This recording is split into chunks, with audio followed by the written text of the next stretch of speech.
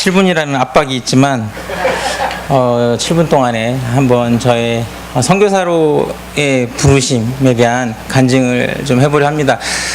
제가 간혹 설교하면서 잠깐 뭐 말씀드리긴 했지만 이렇게 저희 부르심에 대해서만 간증한 거는 처음인 것 같아요. 제 기억에는요. 그래서 한번 잘 해보겠습니다. 이 시간 빼주시고요. 사실 저는 바로 뭐 신학을 하거나 이렇게 사역자의 길로 들어서는 것이 아니라 저는 인테리어 회사에 근무를 했었습니다.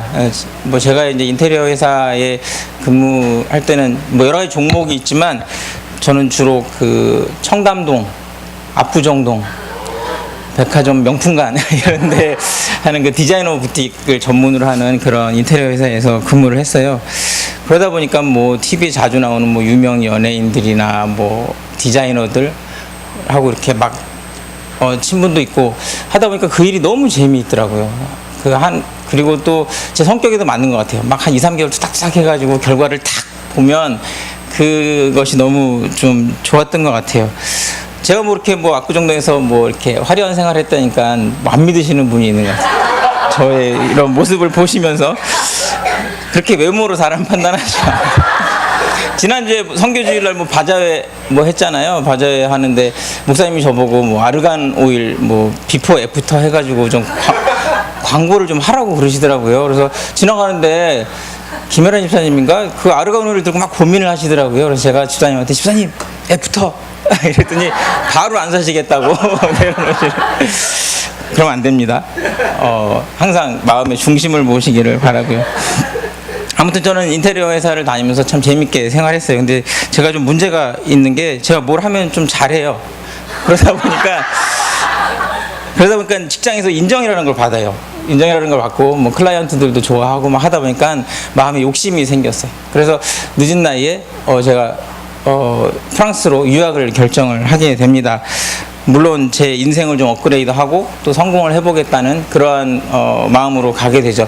저는 사실 그것이 저의 엄청난 결단이라고 생각을 했어요. 그래서 참 어렵게 준비를 해가지고 이제 가서 또 공부도 열심히 하고 또 알바도 정말 열심히 하고 하루에 정말 서너 시간 자면서 직접 돈 벌어가면서 제가 뭐 집안에서 이렇게 유학을 밀어줄 만한 그런 형편이 아니었으니까 제가 딱 1,000만 원 들고 가서 비행기값 포함해서 그걸로 살면서 공부를 하기 시작했어요. 그래서 뭐 알바도 하고 뭐 해가면서 열심히 공부를 했죠. 그래서 인테리어 학교를 다니던 중에 하나님이 부르시는 거예요. 뜬금없이 느닷없이 하나님이 저를 부르셔요. 그런데 너무나 이게 이제 고민이 되는 거죠. 재밌는데 지금 잘하고 있는데 하나님 왜 그러실까. 그래서 한 1년 정도를 하나님과 줄다리기를 합니다. 그래서 제가 계속 하나님하고 딜을 하죠. 하나님, 제가 장로님으로 교회를 열심히 섬기면 안 되겠습니까? 하나님, 제가 언제 하나님 떠난 적 있습니까? 저는 이 일을 해서 제가 하나님의 나라에 유익한 사람이 되겠습니다 하고 계속 하는데 하나님이 아니라고 계속 하시죠. 그래서 제가 한 1년 정도의 그런 줄다리기 끝에 하나님 앞에 승부수를 던집니다. 하나님 3일 드리겠습니다. 진짜로 해서 하나님 3일 드릴게요. 3일 동안 저를 설득하지 못하시면 끝입니다 라고 제가 말씀을 드리고 3일 동안 금식을 선포합니다. 사실 저는 그 3일 동안 하나님이 말씀 안 하실 거라고 생각했어요. 그런 이상한 확신이 들었죠. 그리고 제가 하나님이 어떻게 나를 설득하실지 미리 방어를 해야 되잖아요. 그래서 다음날 새벽기도 본문을 미리 다 점검을 하고 보니까 그 본문을 하나님이 저를 설득할 방법이 없으시겠더라고요. 그래서 이것도 아니다. 좀 안심하는 마음으로 정말 만반의 준비를 하고 그리고 이제 금식을 시작하는 그 첫날 아침 새벽기도를 딱 갔습니다. 그런데 하나님이 바로 그 첫날 아침에 금식도 시작하기 전에 바로 그 본문으로 저에게 확정을 해주십니다. 그때 당시에 순서상 본문이 출애굽기 16장의 말씀이었는데요. 하나님이 그 본문을 우리가 같이 읽기 시작하는데 딱 1초 만에 저를 설득하시더라. 1초 만에. 정말로 뭐라 그러냐면 5만 가지 생각들 있잖아요. 제가 크리스찬으로 살아가면서 5만 가지 생각들, 여기서 뭐 그냥 비유적으로 5만 가지가 아니라 진짜 5만 가지 생각들, 5만 가지 생각들이 한 1초 만에 탁탁탁탁 대답이 되는 거예요. 그 왜 영화 보면은 그 이렇게 막 매트릭스 이런 데 보면 막 숫자가 막 하면서 쫙 계산 끝나는 거 있잖아요. 그런 것처럼 단 1초 만에 하나님이 저에게 확정을 해주세요. 그 장면이 뭐였냐면 이스라엘 백성이 출애굽해서 광야에서 모세와 아론을 계속해서 투덜투덜하면서 불평하는 거예요. 나 다시 노예로 갈래. 거기서는 고기도 주고 뭐도 주던데 자유가 무슨 소용이냐 이 광야에서 라고 투덜거리는 그 장면을 보면서 하나님이 저에게 말씀하십니다. 난 너를 인류로 세워주려고 하는데 너는 기껏해서 노예 생활, 이류 생활을 하려고 그렇게 아둥바둥 살아가니? 라고 저에게 정확하게 말씀하세요. 그 말씀을 듣는 순간 저는 모든 것을 다 내려놓게 됩니다. 정말로 하나님이 나를 인류로 만들어 주신다면 그 하나님의 부르심에 나를 맡기는 것이 맞다라는 확정, 그 확정을 들면서 정말 그 깨달음은 한 6개월 동안 정말 구름 위에 날아다니는 것 같은 그런 명쾌함과 그런 확신을 가지고 선교사의 길을 들어서게 됩니다. 2분밖에 안 남았기 때문에 그래서 저는 프랑스에서 부르심을 받았기 때문에 아프리카 선교사로 가야 되는 줄 알았어요. 무조건 아프리카가 있다는 건 알았기 때문에 그래서 이런 옷이 이렇게 잘 어울리는 아프리카로 가야 되는 것이 아닌가라고 생각을 하고 그렇게 신학교를 다녔어요. 제가 뭐 알바하던 뭐 저는 조그만 그 트럭을 사가지고 유학생들 이삿짐 나눠주면서 이렇게 했거든요. 그것도 우리 교회에 참 어렵게 성악 공부하는 형제가 있어서 그 형제한테 그냥 차키 통째로 딱 주면서 이 차 가지고 벌어서 공부하세요. 그러고 바로 신학교 기숙사로 들어갔거든요. 근데 나중에 알고 보니까 그 친구도 지금 목사가 돼 있더라고요. 그러니까 그 차에 뭐가 있는 것 같아요. 그래서 제가 아프리카로 가야 되나 보다 하고 이제 신학교에서 준비를 하고 있었는데 하나님이 신학교 때 여름 때 이제 그룹으로 지방에 사역을 나가는 일이 있었는데 그곳에서 하나님이 프랑스의 그 영적인 그 갈급함, 그 피폐함에 대해서 저한테 쭉 보여주면서 하나님 다시 한번 말씀하시죠. 여기다. 네가 사역할 곳은 여기다 라고 말씀을 하십니다. 그래서 그곳에서 사역을 열심히 감당하죠. 그리고 한 텀이 지났는데 하나님이 본부로 가라고 또 말씀을 하셨어요. 그래서 제가 본부로 들어와서 지금 사역한 지 8년이 돼가는 이런 과정에 있습니다. 저는 지금 본부 선교사로 사역하고 있는데요. 우리 아이들이 저보고 가끔 그래요. 아빠 좀 허언증 있는 거 아니에요? 자꾸 그러는데 제가 보니까 본부에서 제가 꽤나 중요한 일들을 많이 감당하고 있었다라는 그런 자부심을 가지고 지금도 본부 사역을 감당하고 있습니다. 여러분, 사실 지금 저는 프랑스에서 한 텀을 했고요. 본부에 들어와서 지금 2텀 정도를 본부장 사역까지 해서 감당을 했는데 지금 이제 저는 새로운 변화를 하나님 앞에 기도하고 있습니다. 제가 선교사로서 이 다음 단계에 어떤 것을 해야 할지에 대해서 하나님 앞에 묻고 있고 하나님이 말씀하시는 것 같아요. 아직까지 정확한 종목에 대해서는 하나님 말씀해 주시지 않으세요. 그러나 후보 리스트가 있고 하나님과 계속해서 지금 상의 중에 있습니다. 저는 분명히 믿는 것은 제가 지금까지 살아왔던 모든 날들 가운데 하나님이 늘 항상 앞서 행해 주셨어요. 그리고 오라고 하셨고 가보면 하나님이 맞지 여기 하고 계속해서 저를 인도해 주신 부분들에 대해서 확신이 있기 때문에 앞으로 이 다음 단계에 하나님의 부르심 또 인도하심에 대하여 확신하고 있습니다. 저는 여러분도 하나님의 부르심에 어떤 모습으로든지 반응하셨으면 좋겠어요. 하나님과 딜을 하셔도 좋고 승부수를 던지셔도 좋아요. 우리 하나님 그런 거 좋아하세요. 그리고 여러분들을 꼭 바른 길로 인도하실 줄 믿습니다. 저는 하나님의 부르심에 그것이 선교든 그 어떤 것이든지 성도의 삶에 있어서도 어떤 부분에서 하나님이 여러분들에게 도전하시고 하나님이 부르시면 반응하시고 여러분들 위하여 예비하신 초인류의 삶을 살아가기를 주님의 이름으로 축원드립니다. 감사합니다.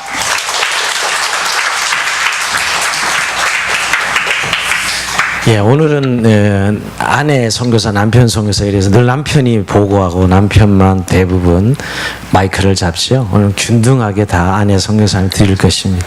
자, 우리 최혜정 선교사님 나오셔서 말씀해 주겠습니다. 박수로 좀.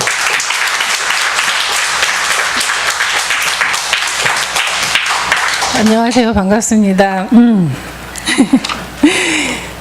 반응이 달라요. 저희 남편은 사람들이 딱 보기만 해도 막 웃어요. 그리고 그냥 아무 얘기도 안 했는데 좋은가 봐요. 막 웃어요. 근데 저는 딱 보면은 보자마자 심각해요. 근데 근데 사실이에요. 그래서 우리 집 안에 그런 어려움도 있습니다. 네, 근데 저 목사님께서 선교사 헌신하면서 그 부르심에 대해서 얘기하라고 했는데 지 목사님은 딱 그거 한 가지가 있네요. 근데 저는 아무리 생각해도 이 한 가지가 이거다 이런 내용이 사실 없는 거예요. 근데 그냥 한 가지는 아니고 그냥 제가 선교사님들의 삶을 보면서 내가 하나님과 가장 이렇게 친밀하게 정말 하나님과 이렇게 특별한 관계를 가지면서 살아갈 수 있는 것이 무엇이 있을까 그것에 대해서 고민하면서 하나님께 기도했을 때 선교사였어요. 그냥 이렇게 직장 생활하면서 뭐 이렇게 다니고 이런 것도 되게 좋은데 선교사는 날마다 하나님한테 뭔가를 이렇게 듣는 것 같아요. 그래서 뭔가가 있는데 그걸 잘 모르겠는 거예요. 그래서 그거 나 하고 싶다. 그게 뭔지 모르겠는데 그거 나 갖고 싶다. 그래서 선교사로 헌신하게 된 동기가 됐어요. 그래서 목사님이 말씀하시는 내용은 사실은 여기까지이기 때문에 사실 내용이 다 끝났다고 볼 수 있는데 시간이 많이 남아서 그런데 제가 이렇게 얘기를 하려고 했는데 이렇게 얘기하는 거를 좋아하는데 7분 내에 안 되더라고요. 그래서 적어왔어요. 그래서 시간을 딱 재서 제가 원래 좀 아까 심각하다고 그랬잖아요. 또 막 읽어봤어요. 시간을 쟀는데 7분 30초 나왔어요. 그래서 근데 또 중간에 어떻게 될지 모르지만 아무튼 그래서 읽겠습니다. 근데 제가 지금 노안이 와서 잘 안 보이네요. 보시면. 큰일이에요. 이거 빨리 읽어야 7분 30초인데 지금 잘 안 보여가지고. 네, 읽겠습니다. 저는 교회에서 자랐습니다. 교회 옆집에 살면서 우리 마당에서 우리 집에 교회 종탑을 세워놓고 우리 교회 방문하는 사람들한테 열쇠를 내어주고 주일 예배가 끝나면 우리 집에서 점심을 해먹으면서 그렇게 서리 집사인 우리 아빠가 목사님인 줄 동네 사람은 알면서 그렇게 교회 안에서 살았습니다. 초등학교 때 나는 1도 의심하지 않고 하나님께서 이 땅을 창조하시고 예수님께서 나를 위해서 십자가에 달려 돌아가셨다는 사실을 믿었습니다. 그래서 그것이 너무 고마웠습니다. 나는 천국에 갈 것이고 내가 사는 날 동안에서는 그분이 나를 늘 푸른 초장과 실만한 물가로 인도하시고 출세하고 명예를 얻을 거라고 믿었습니다. 왜냐하면 그분이 나를 위해서 돌아가셨거든요. 그만큼 나를 사랑했기 때문에 나의 삶은 그 사랑만큼 살아갈 수 있을 거다. 그래서 나는 굉장히 잘 될 줄 알았어요. 그리고 나는 그 교회를 빠지지 않고 다니고 교회에서 봉사하고 착하게 살면 된다고 생각했습니다. 중학교 3학년이 되었는데 우리 교회가 수원으로 이사가게 됐어요. 그래서 온 교인을 친구 목사님 교회로 소개시켜서 교회를 저희가 단체로 옮겼습니다. 그 교회는 1,500명 되는 교인이 있었는데 어마어마하게 큰 강대상이었는데 이쪽에는 보내는 선교사, 이쪽에는 가는 선교사 이렇게 딱 써 있었어요. 근데 그거를 항상 의식한 건 아닌데 이 글씨가 너무 크고 바꾸질 않아요. 1년 내내 몇 년을 다니면서. 그러니까 그게 딱 걸리는 거예요. 어느 날. 왜냐하면 선교사님들이 계속 와서 보고를 하시고 보내는 선교사 가는 선교사 있어요. 그래서 저는 항상은 아니지만 간혹 기도했어요. 하나님, 나는 돈을 많이 벌고 좋은 교인이 되어서 선교사님들을 섬기겠습니다 라고 기도했는데 이것은 선교사님을 섬기겠다고 하는 기도가 아니라 나는 절대 가지 않겠다는 뜻을 하나님한테 전달하는 것이었어요. 성년이 되었습니다. 그때까지 하나님은 아무 일도 안 하셨어요. 성년이 되었습니다. 그런데 하나님께서는 제 안에 그렇게 더 이상 램프 요정 지니와 같이 살아계시지 않았습니다. 그분은 그 램프 요정이 아니라 하나님이시기 때문입니다. 그래서 저에게 다가오셨어요. 그게 시작은 뭐였냐면 동생이 골수암에 걸렸습니다. 그래서 우리가 병원에서도 안 된다고 했는데 하나님께서 그것을 고쳐주셨어요. 고쳐주셔서 동생에게는 이제 기도원에 올라가서 기도하면서 그냥 나왔거든요. 그 병원에 가기 전에 그 의사로부터 얼마나 욕을 들었는지 병원이 떠나가도록 막 저희 가족에 왜냐하면 아기가 14살짜리인데 애 죽이려고 한다고 막 의사가 막 욕을 하고 막 하는 걸 데리고 이제 기도원에 가서 기도를 했는데 어쨌든 그것이 나았습니다. 근데 그것을 낳은 것이 끝이 아니라 동생에게는 치유의 은혜를 주셨지만 저한테는 그 과정을 통해서 계속적으로 하나님의 살아계시고 하나님의 길이 있음에 대해서 계속적으로 말씀해 주셨어요. 그러면서 저 개인적으로는 그 골수암에 대한 사건보다 더 큰 일들이 막 벌어졌습니다. 막 어느 날 정신이 잃어버린 듯이 막 빙초산 같은 걸 마셔서 죽을 뻔했죠. 그러기도 하고 막 사탄과 이상한 씨름 같은 것도 이상하게 하고 막 갑자기 근데 뜬금없이 하나님의 음성이 막 들리기도 하고 막 이상한 일들이 나의 10년의 세월 동안 막 있었습니다. 그런데 그런 것들이 막 좋으면서 부담도 되면서 그러면서 또 하나는 도대체 하나님은 나의 삶을 어떻게 하려고 이렇게 이렇게 하지? 난 정말 특별한가 봐. 막 이런 막 혼자의 막 그런 여러 착각과 막 이런 것들이 이제 섞여서 제 삶에 있었습니다. 죄송해요. 원고대로 안 하고 있어요. 지금 순서대로 잊어버리고 있습니다. 어쨌든 그냥 내려가죠. 그래서 그분과의 관계를 지속하기 위해서 나는 어떻게 하면 좋을까 하고 고민하던 가운데 하나님 그럼 나는 어떻게 살아가면 좋죠? 라고 생각했을 때 하나님께서 말씀하신 건 아니고 내가 정말 선교사가 돼서 살면은 이런 지금 나의 이 굉장히 저의 삶이 지금 버라이어티하고 드라마틱했었거든요. 그래서 이거를 평생 가지고 갈 수 있을까? 그럼 나는 이제 좀 힘들기는 했는데 힘들어도 너무 그 주시는 감격이 너무 커서 제가 막 구름 위를 떠다니는 것 같은 삶을 살았었거든요. 그러니까 이렇게 평생 살아갈 수 있을 거야 라고 착각했어요. 그래서 하나님 저 선교사 되고 싶어요 하고는 직장도 이제 내려놓고 이제 선교사의 길로 떠나게 됐지요.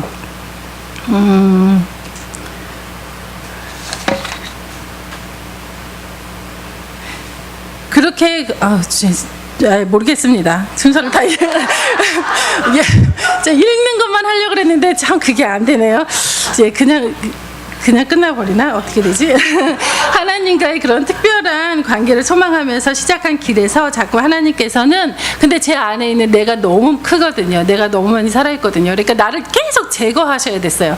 그러니까 그 제거하는 작업이 계속 일어나는데 그것이 제가 좋지 않은 거예요. 그러니까 하나님과 그 나를 제거하는 작업 가운데서 계속 싸움이 일어나고 왜 이렇게까지 하시나 그러면서 나를 걷어내는 작업을 하나님께서 그렇게 하고 있었습니다. 그냥 다 빼고요. 그냥 사역교회. 근데 그것만 좋은 것만 있었나? 그러면 사역을 하면서 그리고 선교사의 길에 접어들기는 했는데 그러면 어떻게 살아야 되나 하고 프랑스에 가서 지내는데 그게 선교가 문제가 아니라 정체성의 혼란이 온 거예요. 제가 프랑스로 갔잖아요. 프랑스에 갔더니 프랑스는 사람들이 너무 부러워하는 거예요. 좋아하는 거예요. 이거는 선교사가 아니라 프랑스에 가셨군요. 뭐 이런 알죠, 뭔가. 그러니까 이렇게 되니까 내가 프랑스 이거 아니. 근데 이때는 결혼하기 전이에요. 그러는데 때마침 그 막세일이라는 지역에서 살고 있었을 때 이제 북아프리카 선교사님이 오셔가지고 왜 여기 계시냐, 북아프리카 와라. 그리고 내가 그거 좋다고 생각해서 기도했어요. 하나님 나 선교지 다음 곳으로 보내주세요. 근데 북아프리카 얼마나 멋집니까? 그리고 이슬람 선교 진짜 선교사 같잖아요. 그래서 나 정말 선교사 같은 이런 거 하고 싶어요. 나 이쪽으로 보내주세요. 기도를 하는데 그곳에 선교사가 필요한 거는 맞는데 너는 아니다. 이제 그렇게 말씀을 하셨어요. 근데 그거를 사실 오늘 아침에 제가 다시 한번 느낀 건 뭐냐면 지금 다 아프리카 옷을 입고 계시잖아요. 김홍란 선교사님하고 저만 이렇게 사복을 입고 있어요. 근데 어젠가요 목사님께서 우리 아프리카 옷을 다 입읍시다 이렇게 했는데 제가 아프리카 옷을 내가 왜 입지? 이런 생각이 들었어요. 내가 불어권 선교회단을 하지만 내 안에는 항상 너무 프랑스가 큰 거예요. 항상 뭐든지 하면 그 프랑스 선교가 우선인 거예요. 내가 차마 아프리카 못 입겠다 이런 마음이 이렇게 드는 거예요. 근데 그 한편으로는 제가 불어권 선교회에서 지금 사역을 하고 있음에도 불구하고 이 불어권 아프리카에 대한 그 애정도가 아직도 많이 떨어졌구나라는 생각이 들어서 사실 오늘 김홍란 선교사님 옷을 보면서 제가 참 미안했습니다. 네, 이렇게 하고 가서 보자. 또 어디까지 했지? 네. 그리고 나서 또 파리 이제 막세에서 파리에 또 올라왔어요. 파리 올라왔어도 또 한동안 몇 년 동안 있는데 정말 이거 선교사 아닌 것 같아. 이런 생각이 너무 드는 거예요. 그러고 있을 때 중국에서 오신 선교사님이 계셨어요. 그래서 저를 온주로 가자고 하시더라고요. 그래서 온주에 왜냐면 제가 의상을 전공하고 있었기 때문에 온주에 굉장히 거기는 패션이 많이 되어 있고 거기서 할 일이 너무 많다는 거예요. 그래서 온주에 가자고 하는데 그때 제가 이제 프로포즈를 받은 거예요. 그래서 이제 두 가지를 놓고 기도했죠. 하나님 제가 온주로 갈까요? 결혼을 할까요? 그랬는데 제가 결과는 아시죠?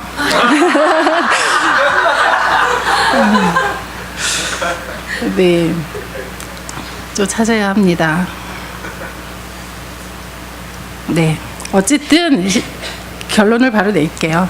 3일 전이었어요. 제가 이렇게 불어권 선교 와서 한국에 있으면서 그러니까 프랑스에서도 사실은 이제 선교사로서의 열등감 같은 게, 왜냐하면 한국에 잠깐 나오거나 게스트하우스에 가거나 그러면 어디서 오셨어요 선교사님 이러다가 프랑스에서 왔는데요 그러면 프랑스도 선교지인가요? 뭐 이런 이야기를 약간 듣잖아요. 그런데 그거보다 더 심하게 지금 저는 한국에서 살고 있어요.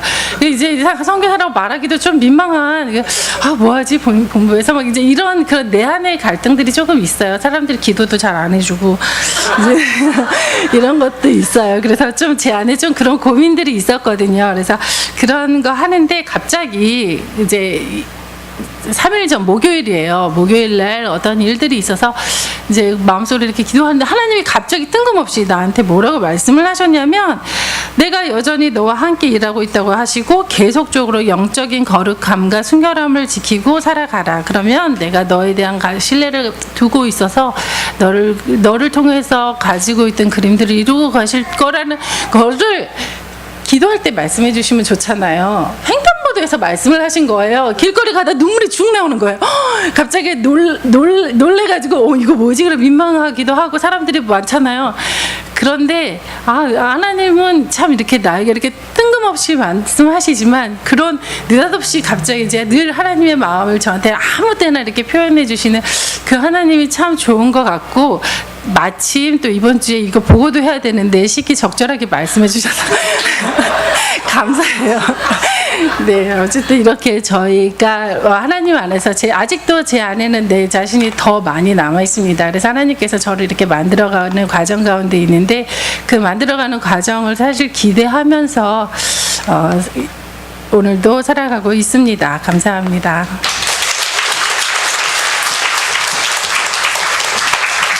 네, 감사합니다. 그야말로 버라이티 간증입니다. 예, 우리 세 번째 선교사님, 우리 차교범 선교사님 나오셔서 말씀 전해주겠습니다. 박수로 우리 또 환영합시다.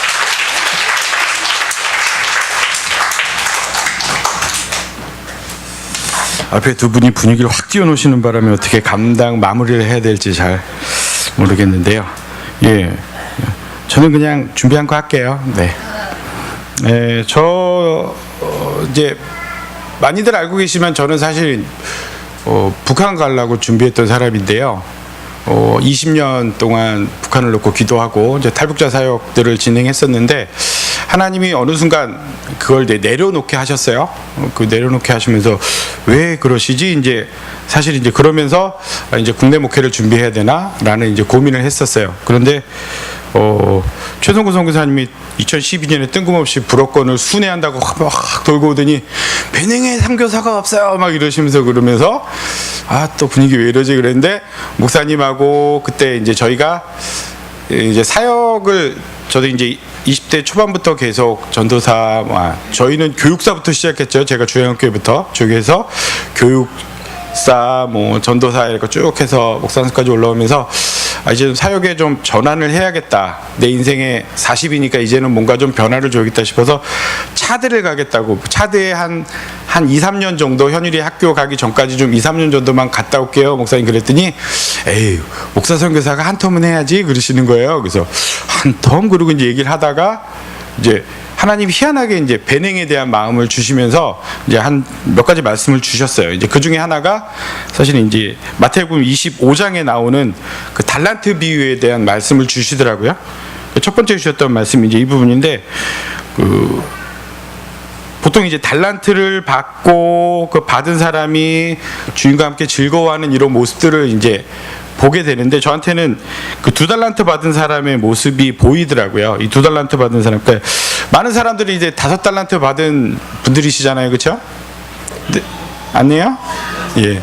저는 근데 제가 봐도 2달란트도 아니고 저는 10분의 1달란트 내지는 100분의 1달란트밖에 받지 않은 것 같더라고요.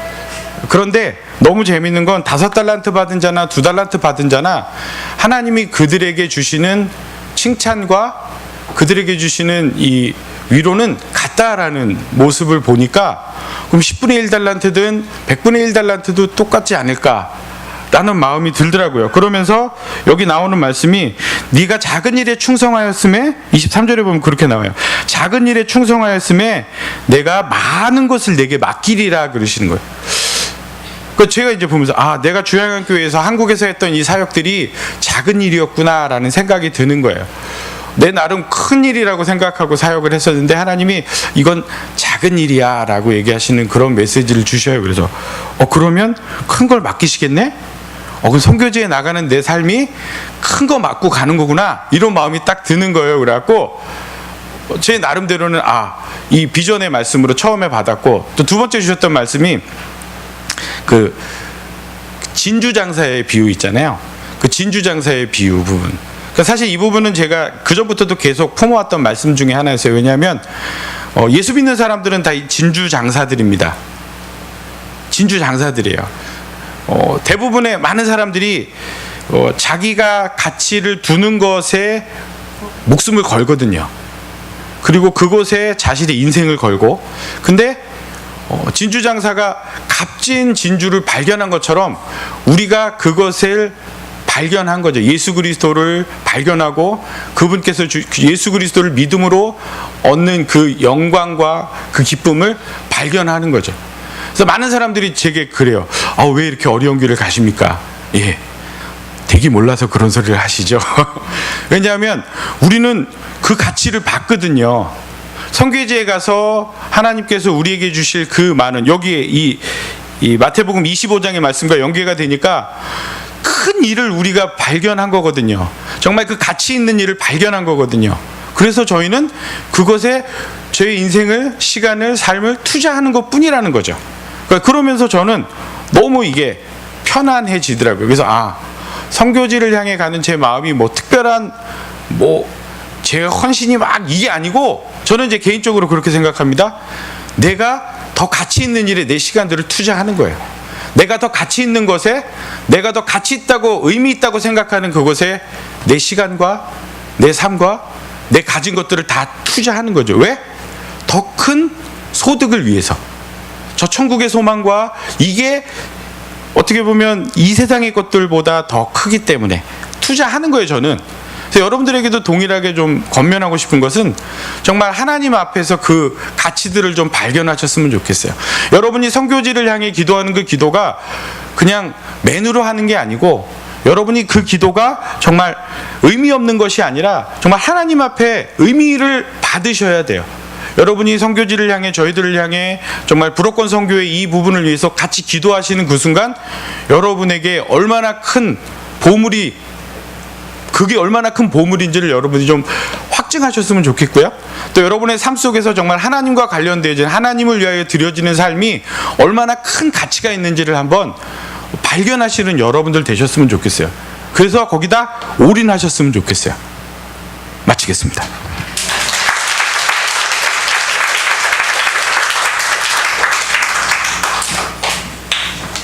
예, 이어서 우리 김목란 선교사님 나오셔서 말씀 전해 주시겠습니다. 박수로 환영합시다. 네, 반갑습니다. 네. 저는 사실 뭘 이렇게 결정할 때 되게 고민도 되게 많이 하고 되게 힘들어하는 성격이에요. 그래서 저의 이렇게 헌신이라는 어떤 사역의 전환 이런 부분에 있어서 빼놓을 수 없는 부분이 사실 결혼인데, 아시는 분들은 아시지만 저희 남편이 저를 쫓아다닐 때 거의 7년을 제가 밀당을 해가며 이렇게 좋았다 싫었다 막 해서 그랬었는데요. 그러는 과정 속에서 하나님 앞에 드리는 삶으로 그러니까 다른 것 때문에 외모나 이런 부분 때문에 거부했던 게 아니고 사역자와 결혼하는 부분 때문에 고민했었던 건데, 그런 부분을 기도하면서 이제 그런 길을 하나님께서 예비해 주셨다는 것을 믿고, 또 그런 과정 속에 많은 응답들이 있으면서 이제 결혼을 하게 됐어요. 그렇게 해서 이제 하나님 앞에 드리는 삶이라는 걸로 이제 살았죠. 게다가 그때가 제가 선교사로 간다 할 때 38살이었나요? 근데 30대 후반이잖아요. 근데 40대라는 이게 나이가 이제 가까워오는 것을 보면서 인생의 어떤 중반이다라는 생각이 갑자기 들더라고요. 그러면서 이렇게 인생을 지금 반을 살았고 반을 더 살아야 되는데, 이 과정 속에 뭔가 하나님 앞에 더 드리는 삶으로 전환이 좀 필요하다라는 생각이 너무 많이 강하게 들었었어요. 그래서 그 부분을 놓고 기도를 했죠. 기도를 하고 하면서 근데 사실 여기 주안교회가 되게 선교 지향적인 교회잖아요. 근데 이 부분에 있어서 내가 선교사가 되겠다라는 마음은 사실 없었어요. 저는 이제 보내는 선교사 그리고 반주. 나는 반주하는 게 너무 좋았거든요. 진짜 사람들이 다 하루 종일 반주한다고 불쌍히 여기지만 저희 중학교 1학년 4학년 때부터 피아노 배워서 중학교 1학년 때 반주자 시작해갖고 정말 힘들죠. 물론 힘든 것도 있는데 정말 너무 감사하고 기쁜 마음으로 사역을 해왔거든요. 그리고 그렇게 그냥 주안교에서도 계속 반주하고 그냥 그게 그냥 제 하나님께서 지금 나에게 주신 본분이다 이렇게 생각하고 사역을 해왔는데 그런 과정에서 이제 좀 더 하나님 앞에 드리는 삶 이걸 놓고 기도하는 과정에 남편이 갑자기 선교사를 제안하는 거예요. 그래서 이거다 내가 이제 나가야 할 선교사로 이제 응답으로 받은 거죠. 그래서 그 부분에 이제 그래 이겁니다 하고 결단을 내리고 그때 학원을 운영하고 있었잖아요. 근데 학원에서 이제 말씀을 읽는데 저도 아까 말씀한 그 달란트 비유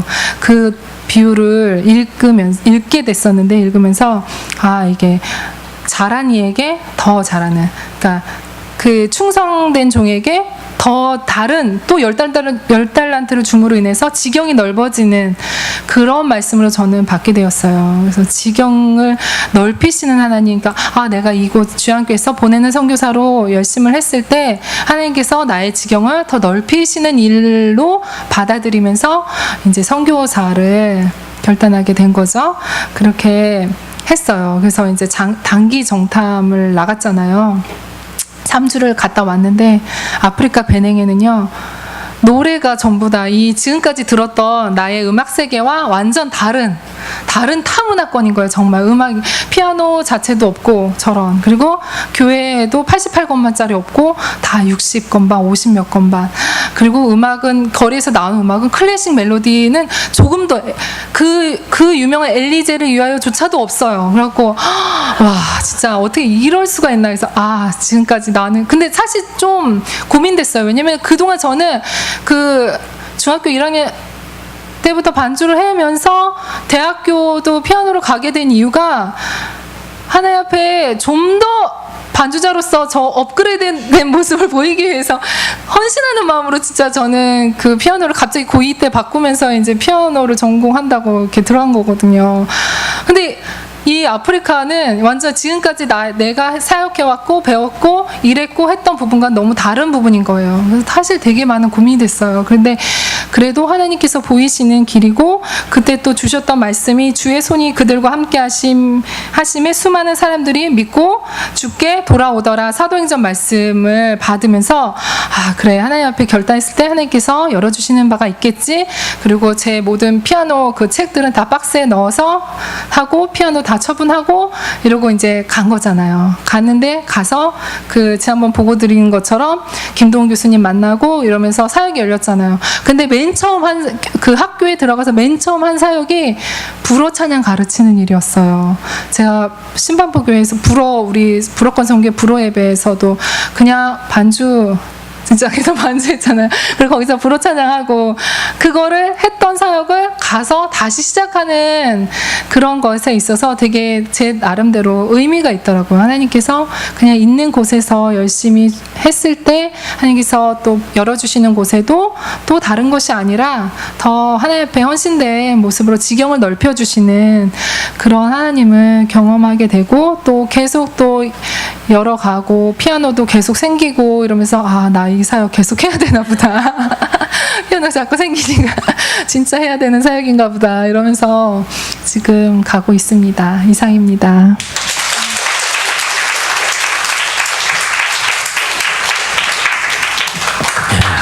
굉장히 시간들을 잘 지켜주셔서 그래서 쉽지 않은데 자 지금은 이제 최성우 선교사님 지금 베냉에서 열심히 사역하고 있는데 영상으로 찍다 보니까 좀 생동감은 없지만 또 굉장히 심취해서 말씀을 하시더라고요. 우리 한번 박수로 들어보겠습니다. 중한교회 선교지를 맞아 더욱 주님이 주신 선교사님 힘쓰시기를 각오하시는 모든 교우분들께 박수를 보내드립니다. 지금 이곳은 비를 맞아서 많이 쌀쌀하고 비도 오고 있습니다. 제가 있었던 코트디부아르에서는 한밤중에 폭우가 너무 심해서 수십 명이 죽거나 물에 쓸려서 실종되기도 했다고 합니다. 지금 동네를 우동리를 산책하면서 돌다 보면 추운 날씨 때문에 말라리아가 심해져서 몸살이 걸린 것처럼 추위에 떨고 있는 모습을 종종 볼 수 있습니다. 그럴 때마다 제 마음속에는 그들을 향한 안타까운 마음이 일어나곤 합니다. 특별히 그들을 물리적으로 도울 수 있는 어떤 조치를 취할 수 있는 것은 아니지만 현지인들의 상황을 바라볼 때마다 제 마음에는 안타까운 마음이 들면서 내가 저들을 위해 무엇을 할 수 있을까라는 생각을 해보게 됩니다. 저는 지금 이 마음을 갖기를 애쓰고 있습니다. 이 마음, 주님의 마음을 갖고 현지인들을 바라보기, 주님이 하셨던 것처럼 현지인들에게 다가가기, 주님이 헌신하시고 희생하셨던 것처럼 저도 그렇게 해보려고 하는데 잘 되지 않습니다.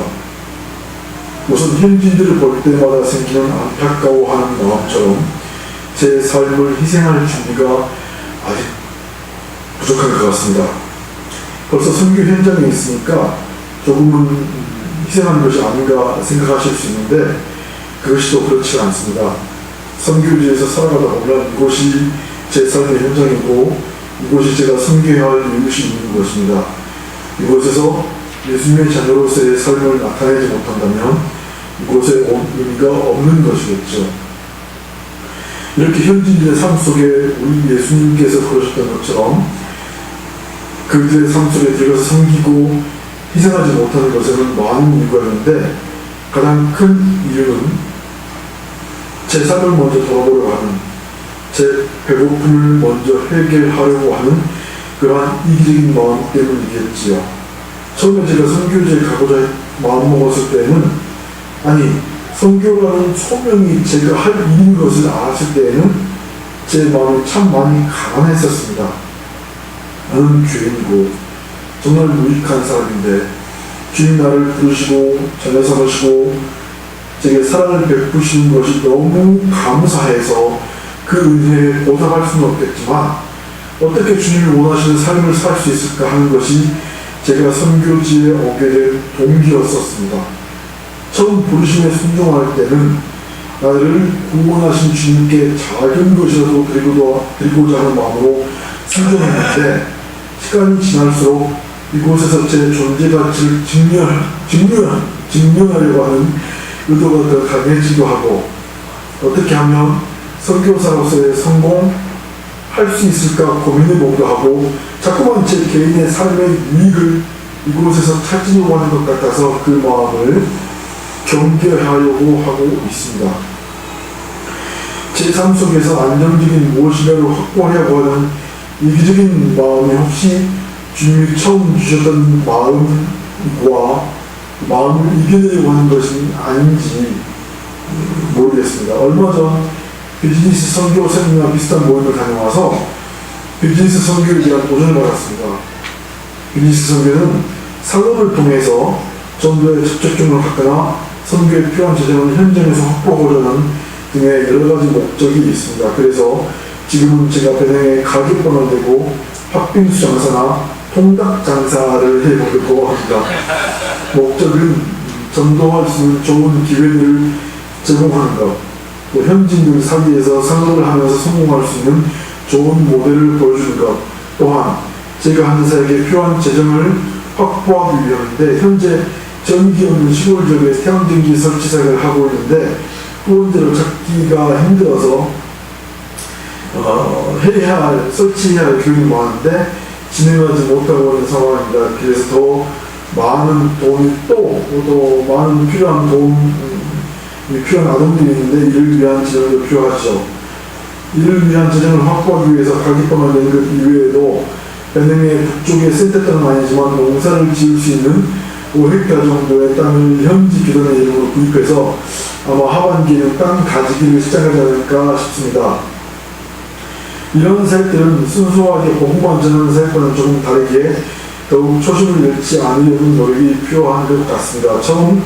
제가 처음 선교지에 나올 때의 그 마음, 주님 나를 사랑하셔서 끝까지 나를 포기하지 않으시고 나를 주님과 동행하게 하셨던 것에 어떻게 하면 보답할 수 있을까 하는 그 마음, 작은 헌신이지만 이곳에 살면서 현지인들에게 예수님의 사랑을 삶으로 보여주는 것이 그 마음을 지키는 것이 아닌가 싶습니다. 물질의 필요, 또 현지인들의 삶의 개선과 그들의 자가 발전을 위한 일들이긴 하지만 이러한 상업적인 일들을 하면서 더욱 현지인들을 그리스도의 사랑으로 대할 수 있는 주님의 마음을 가질 수 있도록 기도 부탁드립니다. 현재 저는 지금 8월 마지막 주에 있을 결혼 아동 대상 바캉스 캠프를 준비하고 있습니다. 처음 하는 것이어서 더 잘 준비할 필요입니다. 준비하는 과정 가운데 사람도 많이 필요하고 재정도 많이 필요한 일인데 무엇보다도 아이들이 캠프를 통해서 즐거운 시간, 유익한 시간을 가졌으면 좋겠습니다. 결혼 아동 사역의 최종 목적인 믿음과 지식으로 자라서 그리스도의 선한 영향력을 베낸 사회에 끼치는 일꾼들로 자라게 되는 첫 번째 발걸음이 되었으면 좋겠습니다.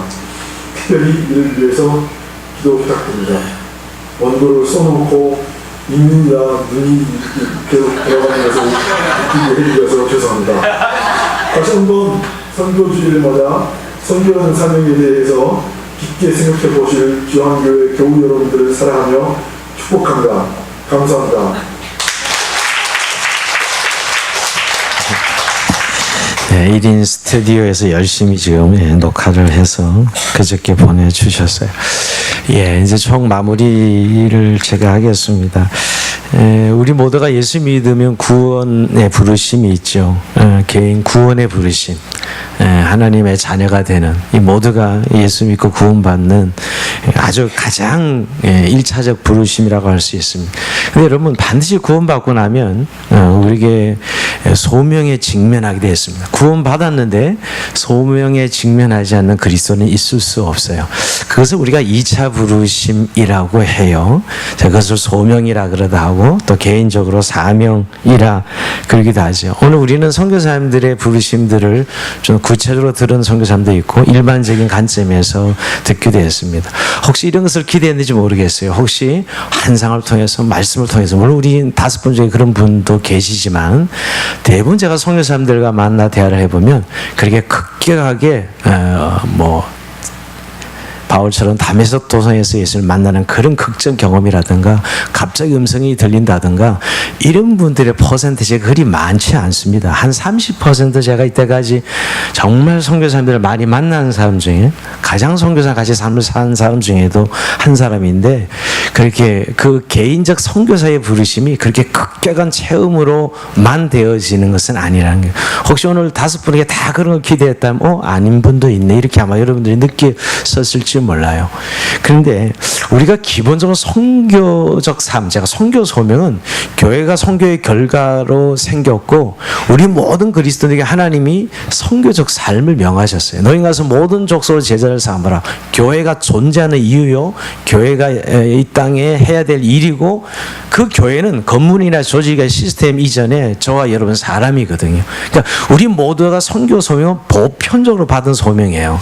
이걸 너무 선교사들이 특수화시키기 때문에 사실은 선교사들과 성도들이 이렇게 벌어져 있는 괴리가 있는 이런 것을 느끼는 분들이 꽤 많은 것 같아요. 결국 우리가 기본적으로 소명은 선교 소명이에요.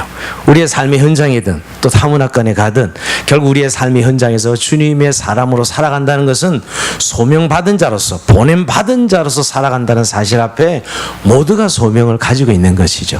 그러나 한 가지 분명한 것은 하나님께서 모든 사람들이 선교적 소명을 받았고 교회는 선교하는 이유 때문에 있지만 특별히 그 중에서 사람들을 픽업하여 타문학관에 전문적인 선교사로 파송하는 일은 또 성령께서 하시는 일이라는 거예요. 제가 모든 사람이 예수 믿고 구원받은 성도이긴 하지만 그 중에 목사를 뽑아서 하나님의 목양을 맡겨서 일하게 하시는 것처럼 선교지에도 또 선교의 사명을 제대로 일하기 위해서 하나님이 그 중에 사람들을 뽑아서 선교직 타문학관에 또 선교에 관련된 전문적인 일을 하게 하신다는 거예요. 그런 의미에서는 분명히 저는 개인적 선교적 소명이 있다라고 저는 여기에 대해서는 늘 이렇게 논란이 있는데요. 예를 들면 바울 같은 사람, 우리가 오늘 본문이 1절부터 끝까지 읽어야 되는데 제가 15절만 읽었어요.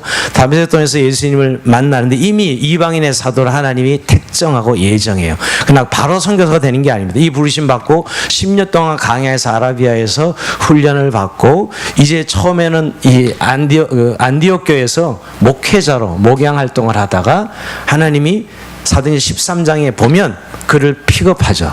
바나바를 따로 세워서 보내라 그럽니다.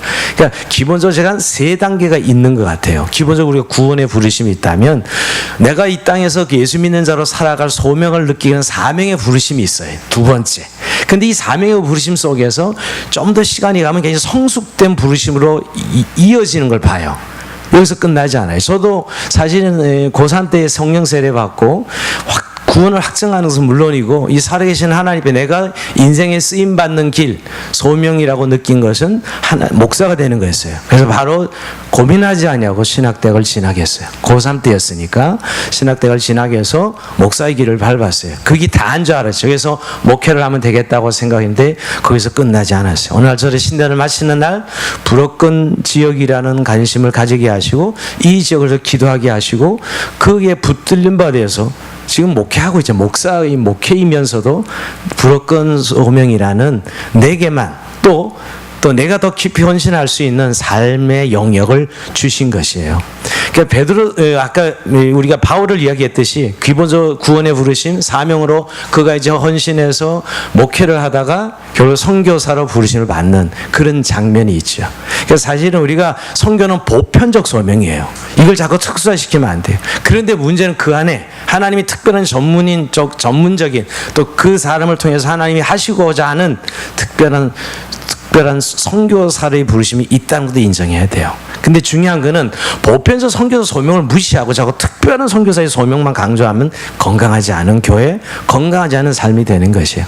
베드로 같은 경우 예를 들어볼까요? 베드로가 주는 그리스도 살아계신 하나님의 아들입니다 하고 고백합니다. 그가 그 구원의 부르심이죠. 그가 신앙 고백하고 그러다 예수님 부활하신 후에 요한복음 21장에 네가 나를 사랑하느냐 이 모든 것들보다 더 사랑하느냐 할 때 예 주님 아시죠 그랬을 때 내 양을 먹이라 내 양을 치라 그럽니다. 이게 그가 이제 사역을 확실히 목회자로 목양자로 부르시는 하나의 부르심이죠. 근데 여러분 베드로 거기서 끝나지 않아요.